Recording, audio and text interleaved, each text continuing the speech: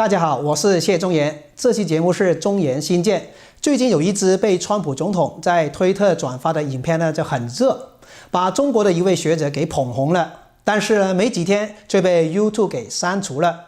这支影片究竟讲了什么呢？这个影片是中国人民大学国际关系学院副院长狄东升11月28日在上海的一段演讲中，他得意洋洋地自曝中共收买华尔街影响美国对华政策的内幕，又暗示中共帮拜登儿子建立了基金公司。这支影片被北大一位才女，也是北大校花珍珍加上了英文字幕，后来给 Fox 的名主播 Tucker 在节目中引用了。接着川普又转推了这个节目，川普一转推就红遍了全球，人红呢就事多，狄东升就吓得马上把这个简历中在华盛顿的这段经历给删了。那今天有机会约到珍珍女士做采访，了解一下内幕。在这里呢，先简单给大家介绍一下珍珍。她是北大硕士毕业，曾经做过国务院发展研究中心研究人员，曾经是共产党员，因为修炼法轮功被中共迫害，后来逃亡到海外，把自己的经历写成一本书，叫做《静水流深》，现在是自媒体人。他有一个英文频道叫 Inconvenient Truth by Jennifer Zheng， 中文名叫做珍珍真言。好 Jennifer， 非常高兴有机会来采访你。谢谢你邀请我。是什么原因你想要把这个狄东升这个影片呢加上英文字幕，要传播给那个西方社会呢？最开始的时候呢，我是在推特上看到一个链接，然后链接到应该是一个微信平台上的一个7分钟的一个视频，那就是大家现在看到的那个完整的18分钟版当中的其中的一段。那就这短短的7分钟呢，我觉得它透露了非常多的这个，就是说信息量非常大吧，咱们网民常讲的一句话，就是他讲到了，他中共怎么样利用华尔街搞定这个川普，怎么样我们上面有人怎么样，因为川普是他们唯一搞不定的一个人，所以他们希望拜登当选，包括中共帮助拜登的儿子建立所谓的全球基金，都在这一短短的一段里面有了。那这些事呢，作为我们很多经常看这个自由媒体的消息的华人观众来说呢，并不陌生。但是对于西人观众呢，他们可能会觉得非常的震惊，而且是从一个体制内的人讲出来呢，那就是分量就不一样，这就等于他是自己在承认了。所以我就立刻意识到呢，这个东西的价值就非常大，尤其现在关于这个大选的这个争论可以说是全球瞩目的。在这样一个大的背景下，那它这个东西的分量呢就更加大，所以我又在网上去找，但是我很快就找到了，而且我找到了一段关于这个会议的介绍了那天参加会议的还有其他的几个嘉宾，那他其中就提到，其中有一个人就是国务院发展研究中心的。你认识吗？那个人？我不认识，因为我从那儿出来已经太久了。但是这个机构的级别我是知道的，它是跟这个社科院、中科院和新华社平级的，就是我当时在的时候，加上国务院发展研究中心，就是4个部委的一个级别，所以就是研究中心的主任的话是部长级，跟这个什么铁道部、交通部、什么中宣部、公安部，就是说所有的部级单位它是一个级别的，而且是国务院系统的，就它叫国务院的最高的政策研究和咨询机构。那有这样的机构的人都在那里面的话，就说明这一个研讨会不是一个一般的研讨会，它是一个场合非常高的。再加上中国人民大学，咱们都知道，就是专门为中共培养这个干部的、培养精英的，从那儿出来的。当时有句这个玩笑话叫做北大的辽，清华的官，人大的吏，就说他是专门为中共培养这个干部系统的，那他能够做到教授，做到国际关系学院的副院长，那这个也不是泛泛之辈的。然后他还有另外的头衔，就是什么国际战略研究中心的，都是打中字头的中国什么什么战略，那这都是国家级别的，就说智囊团这样智囊机构，就是我们这英文叫 think tank。所以呢，我就觉得他从他的嘴里讲出来呢，就是特别的不一样。当时你看到这个 video 的时候呢，你是觉得他为什么值得要推给美国人看呢？当中就是有很多细节啊，我就觉得我自己数了一下，18分钟的时间，观众鼓掌大笑大概是6次。那每一次呢都是非常非常意味深长的。其中有一次就是他讲到，他说这个他就是讲中国为什么现在应该开放这个加快开放金融市场，就是因为大家看到没有，现在拜登上台了，那我们也要适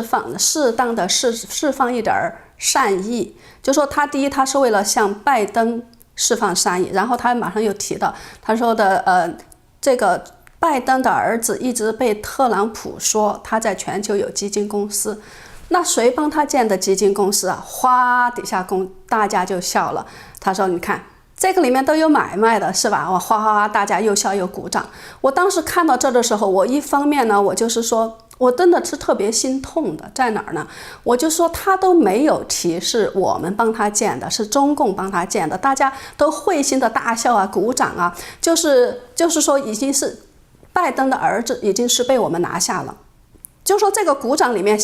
含着这个，尤其是如果懂中文的观众一去一看的话，完全明白他背后的潜台词就是我们非常高兴这个儿子已经被我们拿下了，那他的老爹现在当了美国总统了，那等于美国也就被我们拿下了，被我们全部都装在口袋里了，我们想怎么样就怎么样了。那大家大笑鼓掌，就是潜台词是这个，就说在中国他已经不用提是我们帮他建的，是中共帮他建的，人人都鼓掌，都笑得高兴，都开心，都已经知道了。可是如果他在美国做一个同样的演讲，他说谁帮他建的呀？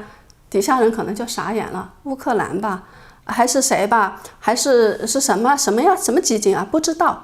因为在大选之前，你看他那个亨特拜登的这个电脑硬盘门爆出来的时候，那我们华语媒体啊、大纪元啊、新唐人啊，还有一些个别的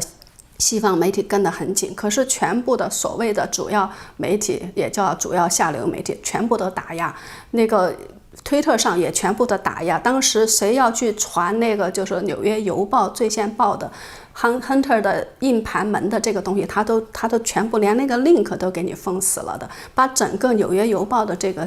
推特账号都封了的，所以疯狂的去封。所以就说美国人在这次投票之前，其实就根本就不知道拜登的儿子的丑闻，他的家族的丑闻。那现在不是西方媒体、主流媒体大选之后这么多天了，他们也开始报了，那说明这个根本就不是谣言。而且 FBI 拿到这个硬盘已经都是多少个月，快1年了。我就非常非常痛心，就是说你照理说在一个正常的社会和政治环境下，如果有2个人在竞选总统，其中一个人不管是哪一个人出了一个就是丑闻的话，作为通常我们所理解的媒体的生态的话，媒体应该抓住，真的钻天密地掘地3尺，也要把你这个丑闻挖出来，一定要拼命的报，不管是谁。因为你一旦是做总统的话，你这个就不是个人的事了，你不是个人的事了，是一个公众利益的问题了。可是现在西方的媒体就是说在这一次的这个表现当中，完全是没有了一点媒体的操守，完全变成了党派的这个工具，变成了打压真相的一个工具，再加上这个社交媒体的巨头帮助他们作恶。我看到那个地方时，我心痛的都要流血了。我说中共国的人拿这个事情当个笑料在讲，然后这么心领神会，我们拜登的儿子全部被我们搞定了，拜登也被我们搞定了，那下一步美国也被我们搞定了。美国的人还傻傻的什么都不知道，还去投票，还觉得我们这个大选如何，美国的这个司法体系如何完整啊，媒体如何的就是第4权如何，我们应该尊重他们这个大选怎么样，没问题了，选出来一个8000万人爱戴的一个总统啊。所以我就觉得特别痛心，所以我当时就觉得这个一定要让美国人看到，它的意义太重大了。西方媒体现在所做的东西呢，让我感觉我们也是从中国这个共产主义的体制出来的，非常有感受。就是说，这个媒体对中文的控制呢，在我们那时候已经深入骨髓，我们也不知道。我们也是通过来到海外自由国家，慢慢学习，才意识到这种媒体的言论这种控制，特别像中国大陆的那种，让我们回想到中国大陆那时候的情况。那你觉得这个是怎么看呢？对这一点，我觉得通过这次大选吧，就说西方媒体，当然西方媒体，我觉得从这个川普上台，就是2016年到2017年这之以后呢，我觉得一直就是说拼命的，就是说对川普的报道是非常的一边倒的，是拼命的打压他的。这个呢，过去几年呢，我们也都看到了。但是在这一次大选之前和之后的表现呢，就是说更加的令人吃惊了，就是说完全已经没有一点媒体的操守和底线了，完全成了这个党派的这个工具了。我前2天接受一个国际媒体的采访的时候，我还在说呢，我说就差挂一块党媒信党的这样一个牌子在他们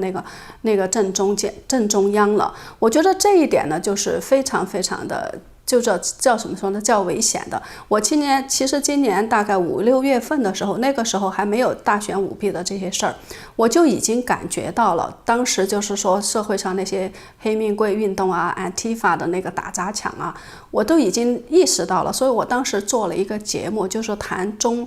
美国现在的现象和中国文化大革命的这些现象，我谈了9大就是说相似之处。我们从中国，我是从文革期间长大的，然后经历了所有的那些伤痛，然后种种的那个特征。我觉得现在怎么这个文革也跑到这个西方社会来了，我当时就已经觉得非常的危险了。那么在这一次大选以后呢，就是说更加已经危险到悬崖的边上了。就是说整个这个媒体和这个科技的巨头，还有这个整个的，就像拜登说的，整个一个庞大的、包容性最强的、历史上最强大的一个作弊的一个系统，如果任由这个系统掌控了美国的话，如果他们这次作弊能够成功的话，我觉得整个美国，我觉得这个大家现在也都看到了，就是万丈深渊。那么美国这个自由灯塔熄灭了呢，对于全世界来说，我觉得也是万劫不复的境地。大家都觉得美国有个非常好的制度，他们的建国先贤那些像天才一般的设计了一个完美的一个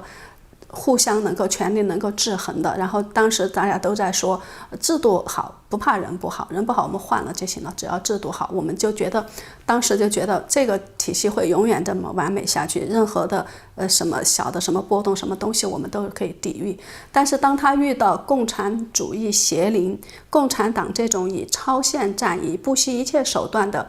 东西来腐化你这个人的时候，你这个制度最后没办法保障，没办法执行，最后就说一下子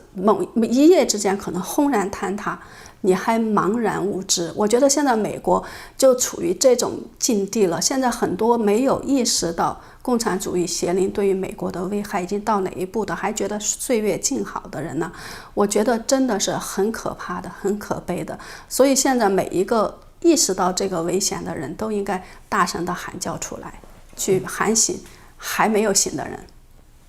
那现在美国人民有一部分人吧，他觉得岁月静好，没有意识到这共产主义对美国的侵略的这种危险的话，你觉得美国前途会怎么样呢？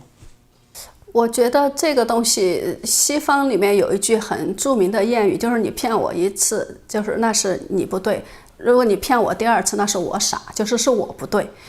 其实大家看一看，就说共产主义从它产生那一天开始到现在，它的实践，它所带来的这个过程，它给所有实践过、真正去实行过共产主义也好、社会主义也好，这些国家，它全部都是灾难性的这个后果。一个就是说大规模的这种屠杀。共产主义黑皮书里面讲到的，有的学者说是1.5个亿，有的学者说是2个亿。那你在中国光最保守的统计都是8000万的这个死亡，这个还没有加上因为计划生育政策被杀死了4亿没有出生的这个女婴就被杀死了。所有就说共产主义、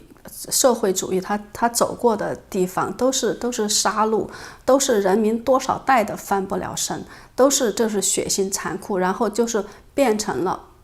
整个就是被他奴役。就是委内瑞拉就是一个最近的最好的一个例子。有时候你就看到吧，就觉得非常痛心在哪儿呢？就像我们中国走出来的人，就你回头去看一下，就说中国因为这个共产党以后走过的这个历史，共产党当时在台湾在延安的时候，那也吸引了多少就是那些左倾的自由的知识分子，觉得哇，到延安当时叫做革命圣地，觉得去多么去美好，去追求自由啊，追求民主啊，当时也是喊的自由民主，喊的山响，然后就被他所吸引。结果去了以后怎么样呢？整个国家做了一个错误的选择之后，整个就是被共产党搞到今天这个样子。而当时很多那些人选择了共产党的人，或者就是说共产党来了没有逃得不够快的人，或者留在了共产党的人，那多少人被逼死、被逼疯？你像那些大的文豪，什么老舍这些被就说逼得被自杀了。那就说这些惨痛的东西呢，我就觉得西方的这个很多人他没有经历过，他也不了解，所以他还是就跟当时那些延安的所谓的那些小青年被吸引到就是说革命圣地延安去一样，就说抱着这个玫瑰色的这个幻想。我看到这个时候我就觉得特别痛心，就像当时香港人跑到台湾去打一个牌子一样，就说我们只能示范一次，就说我们用这么多人的这种血泪走过来的这么一个弯路，很多人都已经失去生命，已经死掉了，说不出来话了。那我们还有几个像我们这些幸存者，寥寥几个，就说能够跑出来，能够在这里大声的呼吁，能够去讲述共产主义邪恶的人，我真的是希望西方国家的这些民众能够好好的听一听，能够好好的想一想，不要再去重复这些国家已经走过的这种血泪之路，然后不要被共产主义邪灵所奴役。这个真的是一个非常非常危险的，就说已经到了，就是我刚才讲到了万丈深渊的最边缘了。刚才你讲到很多人对这个共产主义还抱有幻想，或者没有意识到这个危险。最近我看到一个以前应该80年代90年代的一个克格勃做宣传部的一个人的采访，他们讲到共产主义一旦得逞，首先他们要杀的就是这一帮所谓的进步的左派的人，他们才是对社会最危险的。我希望不要走到这一步，他们最后的结局是更悲惨的。但是现在最近呢，美国大选的一些进展吧，说刚刚那个德州刚刚那个最高法院拒绝了德州的一个诉讼，有些人呢觉得哎呀，我好像没有希望了，就觉得已经回天乏力了。那你觉得怎么看这个问题呢？我知道，就说这个，因为大家对高院的这个案子，当时确实寄予了很大的希望，特别是有3个大法官都是川普亲自任命的，然后大家也觉得他们都是保守派的，他们应该会做出正确的选择。那么这个还没有受理，就是被认出来了，确实大家非常失望。但是我想大家去看一下川普总统那天晚上发的推，就说其实现在战斗才刚刚开始，然后他的律师团队也马上说了，就说 Plan B 马上就是第2套方案马上无缝的启动，然后他现在在很多州其实还有很多案子，所以法律的这一条路呢并没有就是说走到头。然后当然就说根据宪法他也还有国会的路，然后总统的他的手里头也有总统的权利，包括这个紧急状态法呀，当然最极端的大家谈到这个戒严法呀，这些东西呢就是说都还远远没有到最后一步。但是这些呢我觉得都是一个技术的细节。其实有时候吧，我就觉得那天我看希望之声的节目，我就印象非常深，主持人方伟说的一个话，他谈到就说法官的一项裁决，就是说谈到这个监票员，你们只要在一个房间里就算你在监票了，可是一个房间里隔着8丈远什么也看不到，那个叫监票吗？所以它是符合法律，可是违背常识。所以有时候呢，我觉得我们需要跳出这个法律的这些细节，尤其我们很多普通人也不是那么太懂法律，你要看一下美国的立国之本和它的这个我们叫做 spirit， 它的精髓，它的就是说这个宪法也好，美国这个国家它建立的根本在哪里？它的根本我觉得一个就是说 one nation under God， 它是在鉴于对神的信仰上面起来的。然后独立宣言里面那些讲的那些天赋人权，最终就说一个非常最重要的精神是政府是经过人民同意的，人民选举的。如果你这个政府已经腐化到就是说人民不再认为应该容忍你的这个统治的时候，人民是可以起来推翻你的，这是写在这个独立宣言里面的。所以它这个宪法也好，独立宣言也好，美国的立国之本也好，它的精髓就是一个，它是建立在以神的信仰为基础的；第二个呢，它就是说建立在民心和民意的选择。所以大家要从这两个上面去看呢，我觉得最后川普是必胜的。你现在看到民心民意，你选举之前看到那个浩浩荡荡的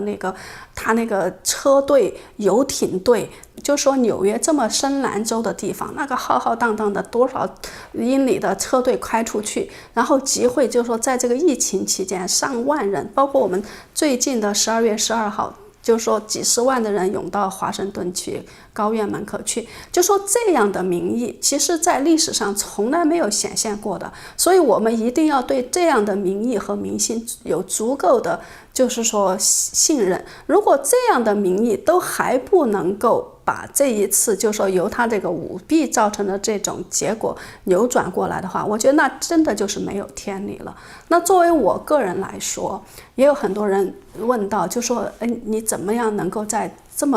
么多就是说那么艰难的条件下能够走过来？当时在劳教所的时候，真的有时候觉得里外都没有路了。共产党那么强调，我能不能活着走出这个劳教所？都是两说。就我觉得最苦的时候，我真的在心中，我就深深的体会到那个耶稣被钉在十字架上的时候，他大喊了，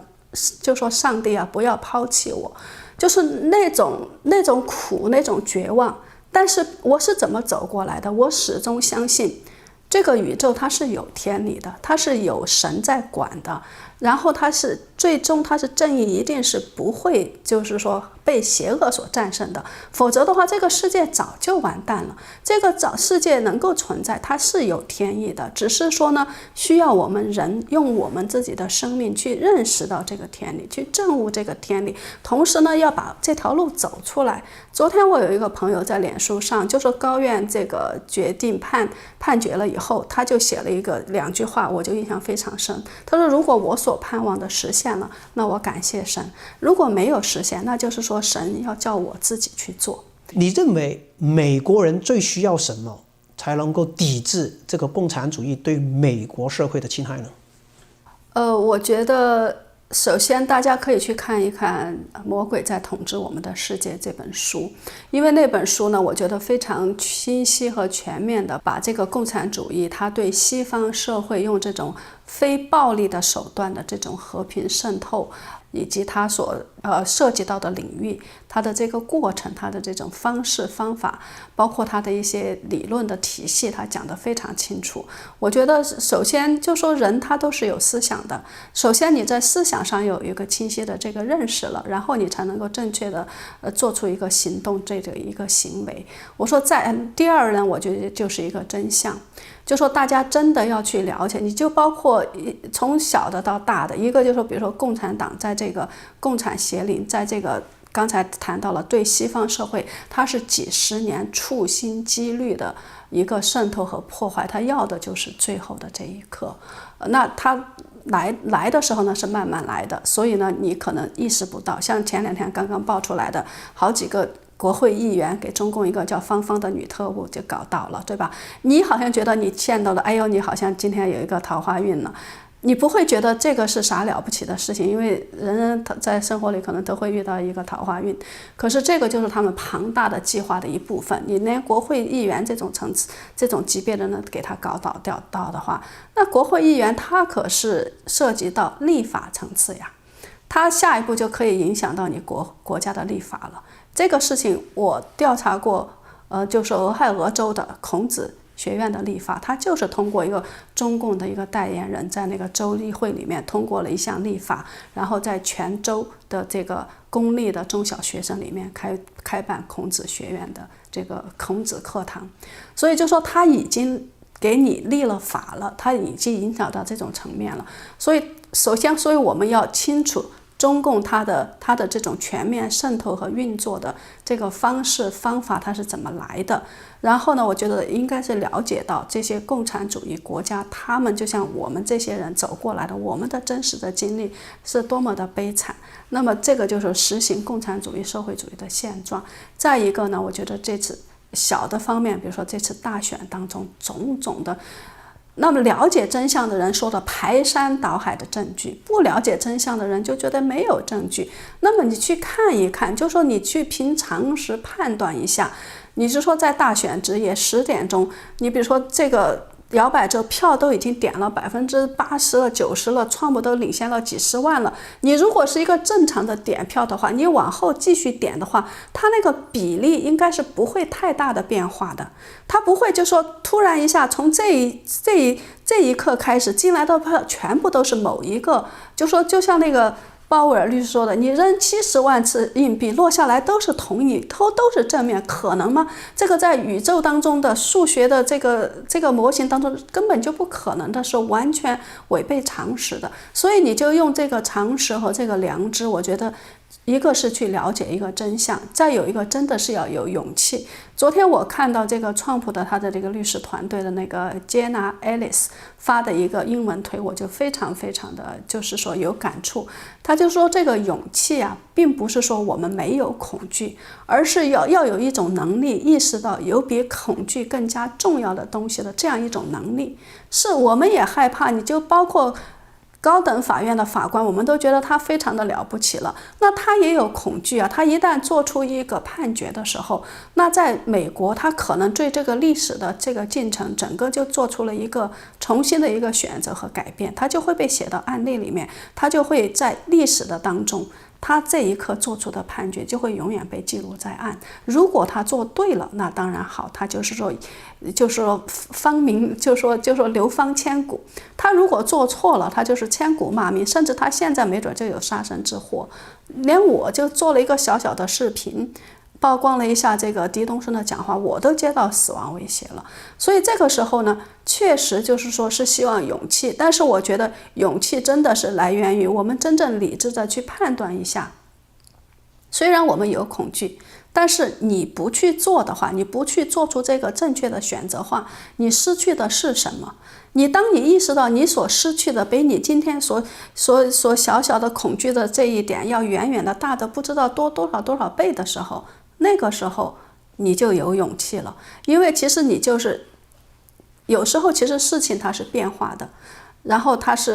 它不是一成不变的，你看起来是需要很大的勇气的一个事情，但是你真正能够迈出那一步的时候，特别是很多人都能同时迈出那一步的时候，可能其实没有你想象的那么可怕，你这一步呢一下子就跨过去了，那这个事情可能马上就会有转机了。所以说呢，我就是说，一个是认清共产主义的这个真的它的面目，他想要做什么，他的目的就是毁灭人类，然后他的手段，他的方法，然后他今天已经到什么样的程度了。一个就是赶快去了解真相，一个就是拿出一点点的勇气来做一个对的选择。所以在这个历史非常关键的时刻，其实我们每一个人既是演员也是观众，我们都在这部历史的大戏的这个舞台当中有我们的角色要扮演，同时我们也可以创造一个为我们自己，为我们的子孙后代创造出一个光明的未来。对，没错。做人呢一定要有道德，有信仰呢，他这样就有勇气了，因为他觉得这个道德跟勇气呢比他失去的东西还要更大，所以他才能够支撑他能做选择正确的事。就像以前古罗马的时候，基督徒被迫害，他也会冒着生命危险，很多人会烧死给迫害死。为什么他们还要选择呢？就因为他有信仰，他有道德，才能够支持他做这件这么勇敢的事情。那么在这节目最后，你觉得还有什么话想要跟那个观众说呢？我觉得那天在这个希望之声的节目当中，主持人讲的话就是 hold the line， 就说现在就是一个战场，两军相逢勇者胜，就说我们就是 hold the line， 就是我们要坚守住这个线，我们绝对不能后退，不能放弃原则，不能降低自己的标准。我觉得这一步呢是非常重要的。然后就说赶快去了解真相，然后赶快把你周围还不了解真相的人，你哪怕一个人去跟10个人讲明白，那就说每个人的力量加起来就非常的大了。只要有足够多的人醒过来的话，我觉得这个共产主义的邪灵在美国想把美国拖入这个万丈深渊的这个阴谋就一定是可以破产的。这个有点像那个《黑客帝国》里面那个 Leo， 他醒过来之后呢，他也冒着险回去，让那些还没清醒的人赶紧醒过来。所以我们觉得今天能够看到这个视频的观众希望你们也帮我们传递这一个真相，让那些不知道真相的，还需要知道真相的，了解真相，因为我觉得在真相面前呢，人自然他有个选择。最重要的，大家我要保住心里面那个善良。那谢谢 Jennifer 的采访。各位朋友，有没有发现一个现象？真正了解中共、了解共产主义迫害的，还是我们中国人，特别是受过中共迫害有信仰的人。这次呢，美国大选，因为有很多华人担心美国会变成社会主义国家，所以纷纷站出来支持川普。结局会不会是中国人帮了美国人，美国人反过来帮中国人，最终解决中共呢？我们拭目以待。2021年会是更精彩的一年。这期节目时间就到这里，大家记得帮忙传播、点赞和留言，谢谢大家，下次节目时间再见。